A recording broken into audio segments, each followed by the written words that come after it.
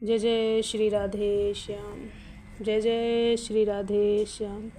अनादि दंपति का ब्याह महोत्सव। वर्षा ऋतु से सीधे बसंत ऋतु। पर वर्षा ऋतु में ही दोनों बाल रूप से चले थे अपने घर से, क्योंकि अवतार काल की भी तो अपनी मर्यादा है ना। बरसाने में जाकर देखा, कीर्ति रानी और बृषभान जी बेचैन हो प्रतीक्षा कर रहे थे कि मेरी लाली क्यों नहीं आई। वर्षा भीषण होने वाली है, कहाँ गई। बाबा बाबा दौड़ी भानु दुलारी, कृष्ण देख रहे हैं। अरे कहाँ रह गई थी तू। और ये कन्हैया। बाबा बृहस्पति मिले वृंदावन में, उनको गाय खोजनी थी तो हम दोनों को भेज दिया, श्री राधा ने कहा। वृषभान जी हंसते हुए बोले, बृहस्पति बूढ़े हो गए हैं, उन्हें समझना पड़ेगा। देखो दोनों बालकों को अकेले रात्रि में ही भेज दिया। लाला चलो अब आप भी कुछ खा लो। कीर्ति रानी ने बड़े प्रेम से कृष्ण को महल भीतर चलने के लिए कहा। नहीं अब मैं चलूं, क्योंकि बादल जिस तरह से छाए हैं लगता है वर्षा जोरों से होगी, और मैं जितनी जल्दी नंदगांव पहुंचूं उतना ही अच्छा रहेगा। मेरी मैया भी उदास होगी, कन्हैया ने कहा और जाने लगे। ले श्रीदामा भी आ गया। श्रीदामा तुम कन्हैया को नंदगांव पहुंचा दो। और सुनो, वर्षा अगर तेज हो तो तुम भी रात्रि वहीं विश्राम कर लेना, ठीक है। श्रीदामा नंदगांव चले कन्हैया को लेकर। हे वज्रनाभ, एक रूप से श्री राधा कृष्ण अपने अपने घर में आ गए और दूसरे रूप से भांडीर वट में ब्याह की तैयारियां चल रही है। इन अनादि दंपति की ब्याह की तैयारी। हे गुरुदेव, दो रूप कैसे धारण किए इन युगल वर ने, ये कैसे संभव है। ब्रजनाभ के इस प्रश्न को ज़्यादा महत्व नहीं दिया महर्षि सांडिल्य ने, बस इतना ही कहा, ब्रजनाभ दो रूप क्या दसों रूप भी बनाकर सामान्य योगी लोग भ्रमण करते रहते हैं। जब एक साधारण योगी भी 10 रूप बना के एक साथ बना सकता है तो ये तो समस्त योग के परम फल हैं। ये तो योगियों के भी ईश्वर हैं। ये अगर 2 रूप बना रहे हैं तो क्या आश्चर्य। छोड़ो इन व्यर्थ के प्रश्नों को, अब सुनो ब्रजनाभ उस दिव्य विवाह का वर्णन। वसंत ऋतु बिल्कुल पागल है, ना वह कभी रुकता है ना ठहरता है, ना किसी को ठहरने देता है। मिलन की तीव्रता और बढ़ाने वाला है ये बसंत। प्रेमी से मिलने की बेकली पैदा करता है बसंत। भौरे मंडराने लगते हैं फूलों में, जैसे उनकी बिलख ही डाल डाल पर पात पात पे मंडरा रही हो। रस की चाह अर्धचेतन प्राणियों को भी जगा देती है।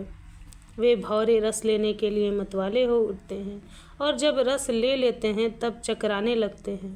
पागल है ये बसंत, हाँ स्वयं भी पागल है और सबको पागल बना देता है। ऐसे बसंत में श्री हरि और उनकी हरि प्रिया ब्याह करने जा रहे हैं। उफ, ऋतु की क्या चुना है। श्री राधा की अष्ट सखियाँ हैं और उन अष्ट सखियों की भी अष्ट सखियाँ हैं। मुस्कुराते हैं महर्षि। विचित्र बात है, कृष्ण के साथ ये 16 का अंक जुड़ा हुआ है और बहुत गहरा जुड़ा है। गोपियाँ कितनी? 16,000। पत्नियाँ कितनी? 16,000। कृष्ण में कलाएँ कितनी? 16 कलाएँ। अच्छा, श्रृंगार में कितने श्रृंगार? 16। कर्मकांड में पूजा करने के उपचार कितने? 16। और आश्चर्य ब्रजनाभ, ये हमारे शरीर का पूरा पिंड, पंच तत्व, 5 ज्ञानेंद्रिया और 5 कर्मेंद्रिया और 1 मन, पूरे हुए 16। पर कृष्ण बड़े विलक्षण हैं, वे सब को एक एक कर देते हैं। 16 को एक ही करके मानते हैं, सारे अनुमानों को गड़बड़ कर देते हैं। सारे अनुमानों से मुक्त हो वे केवल एक पुकार बन जाते हैं। अंतिम में ब्रह्मा, बस एक कृष्ण, बस एक, और तो वो भी तड़प उठता है, पुकारने लगता है और पुकारता है अपने आप को। वो अपना कौन है? वो अपना अपनी श्री राधा ही हैं। सब 16 को जो पूर्ण है, पर उन सबको एक करते हुए वो अपने में ही रमने के लिए बेचैन हो उठता है। जो अपना ही है, अपने में ही है, इतनी भी दूरी नहीं है। उसी से फिर मिलने के लिए मंडप रचता है, सेज सजाता है, अपने से ही प्रकट करता है, फिर उसी में एक हो जाता है, अपने में समेट लेता है। बोलते बोलते महर्षि स्वयं खो रहे हैं। तभी एक दिव्य रथ आकर रुकता है। ब्रजनाभ देखते हैं, ओह ये तो हस्तिनापुर नरेश परीक्षित हैं। महर्षि परीक्षित को देखकर आनंदित होते हैं। वज्रनाभ उठकर उनका स्वागत करते हैं। महर्षि के चरणों में सम्राट परीक्षित जब प्रणाम करते हैं तब आनंदित हो महर्षि कहते हैं, हे परम भागवत परीक्षित, तुम सुंदर समय पर आपका आना हुआ है। आज श्याम सुंदर और उनकी आह्लादिनी श्री राधा रानी का विवाह महोत्सव है। इतना सुनते ही आनंदित हो नाच उठते हैं परीक्षित। उनके रोम रोम से प्रेम के परमाणु निकलने लगते हैं। राधा राधा राधा राधेश्वरी, राधा राधा कृष्ण प्राणेश्वरी। पर ये क्या, श्री राधा चरित्र की दिव्य कथा में आज परम प्रेमी भक्त श्री उद्धव जी महाराज का भी प्राकट्य होता है। साष्टांग प्रणाम करते हुए वे महर्षि को आग्रह करते हैं कि उन्हें उस दिव्य कथा का पान कराइए, वो कथा जो अनादि दंपति के ब्याह की कथा है। परीक्षित उद्धव जी को प्रणाम करते हैं, वज्रनाभ दोनों को प्रणाम करते हैं। आहा, कितना सुंदर वातावरण, कितना प्रेम रस पूर्ण वातावरण का निर्माण श्रीधाम वृंदावन की भूमि में हो रहा है। महर्षि और इनके उत्साह में से आगे की कथा सुनाने लगते हैं। आदि सृष्टा ब्रह्मा जी ने हाथ जोड़कर आह्लादिनी श्री राधा रानी की स्तुति की। श्री राधा रानी के सहस्त्र पवित्र नामों को अपने 4 मुख से उच्चारण करते हुए उनके चरणों में नमस्कार किया। मैं सृष्टा ब्रह्मा आप दोनों के विवाह का विधान करने आया हूँ, कृपा करें। मुस्कुराएं श्री राधा रानी और अपने प्राणधन श्याम सुंदर की ओर देखा। मैं आपसे नाराज था विधाता, क्योंकि आपने मेरे ग्वालों का अपहरण किया था, पर आज मेरे हृदय की बात आपने कही है तो मैं आपसे अत्यंत प्रसन्न हूँ। मेरा प्राण वल्लभा श्री राधा रानी का कोई पूरा नाम भी नहीं, मात्र रा भी कहे तो मैं उसके पीछे दौड़ पड़ता हूँ, और जब वह धा कह देता है तब मैं उसका ही होकर रह जाता हूँ। फिर आपने हमारी ब्याह कराने की बात जो कही है इसमें मैं बहुत प्रसन्न हुआ। ठीक है, आप ही ब्याह कराइए। इतना सुनते ही ब्रह्मा जी आनंद से भर गए। अच्छा, कन्यादान कौन करेगा? बड़ी विनम्रता से ब्रह्मा जी ने श्याम सुंदर से ही पूछा था, पर इस रस में ब्रह्मा का ज़्यादा विघ्न देना सखियों को अच्छा नहीं लगा। ललिता सखी बोल पड़ी, पंडित जी मंत्र पढ़ो, तुम तो बस इधर उधर करने की सोचना भी मत, तुम्हें मंत्र पढ़ा रहे हैं यही बहुत है। कन्यादान किसे करना है, क्या करना है, इन सब के लिए हम हैं। ब्रह्मा जी ने सखियों को हाथ जोड़े और चुप हो गए। जिसके संकल्प से संपूर्ण सृष्टि बन जाती है वो ब्रह्मा स्वयं ब्याह कराने के लिए बैठ गए। पर रंग देवी सुदेवी सखियों ने आकर श्री जी का हाथ पकड़ा और बोली, आप चलिए, पहले आपको देवी की पूजा करनी है। ये क्या कह रही हो? इनमें से बड़ी देवी और कौन है? ब्रह्मा जी ने बीच में ही बोलने की कोशिश की, पर सखियों ने उन्हें चुप करा दिया। आप ना बोलो ज़्यादा, पर मैं वैदिक रीति का पक्षधर हूँ। ब्रह्मा जी ने श्याम सुंदर से कहा, धरो अपने पास अपनी वैदिक रीति, हम तो प्रेम रीति को ही भी महत्व देंगे। इतना कहकर श्री जी का हाथ पकड़ बड़े प्रेम से सखियों ने उठाया, दूर कुंज में ले गई। वहाँ एक देवी का विग्रह था। दुल्हन को पहले देवी पूजन ही चाहिए, पर ये कौन सी देवी है? ललिता सखी ने कहा, ये नेह की देवी है, यानी ये प्रेम की देवी। श्री जी ने उन प्रेम की देवी को बड़े प्रेम से पूजा, विधि पूरा की। फिर धीरे धीरे श्री जी को लेकर आई उसी ब्याह मंडप में। रतन चौकी में दोनों विराजे हैं। पाग पहने हुए हैं श्याम सुंदर। मोर पंख उस पाग में शोभा पा रहा है। चंद्रमा श्री जी के माथे में सुशोभित है। काजल सखियाँ लगा देती हैं ताकि किसी की नज़र ना लगे इन दोनों दूल्हा दुल्हन को। ये दोनों इतने सुंदर लग रहे हैं कि इनकी शोभा देखकर ब्रह्मा भी वेद विधि और वेद मंत्रों को भूल जाते हैं। तब सखियां ही ब्रह्मा को वेद मंत्र याद दिलाती हैं या स्वयं पढ़ने लग जाती हैं। अग्निदेव स्वयं प्रकट हो गए हैं देवी में। आहा, देखो सखियों ने दोनों कितने सुंदर लग रहे हैं। सच में कहूँ तो इनको देखना ही इन नैनों की धन्यता है। सखियाँ दूल्हा दुल्हन को देख कर मुग्ध हो जाती हैं।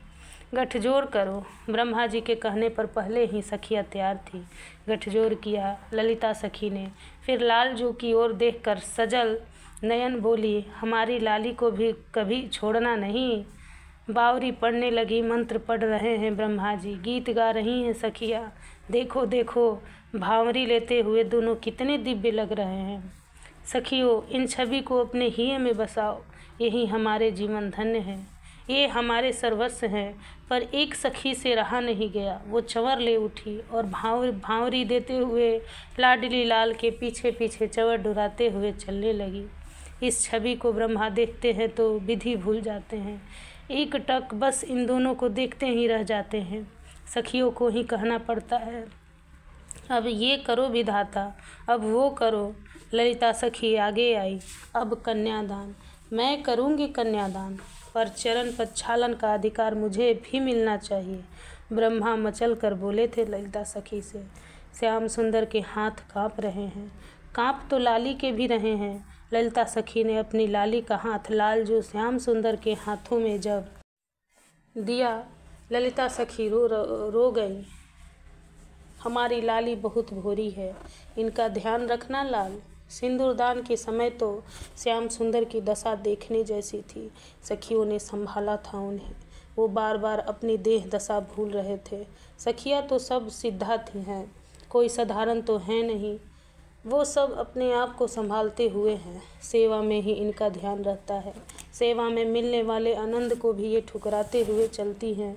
यही तो विशेषता है इन सखियों की, तभी तो ये श्री जी की सहचरी हैं। हे वज्रनाभ, उद्धव, परीक्षित, एक गंभीर बात जो इस ब्याह में घटित हुआ वो सुनो।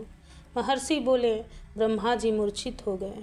जब वो चरण धोने लगे थे उस समय वो पुरोहित के रूप में नहीं थे, और जैसे ही चरण धोने लगे तभी आनंद की अतिरेकता के कारण वे मूर्छित हो गए। तब ललिता सखी ने एक रहस्य की बात ब्रह्मा के कान में कही थी। हे ब्रह्मा, यह नेह की विधि है, ये प्रेम का मार्ग है, इसमें अपने आप को संभालना पड़ता है। तनिक चूक से सब कुछ बिगड़ने का डर रहता है।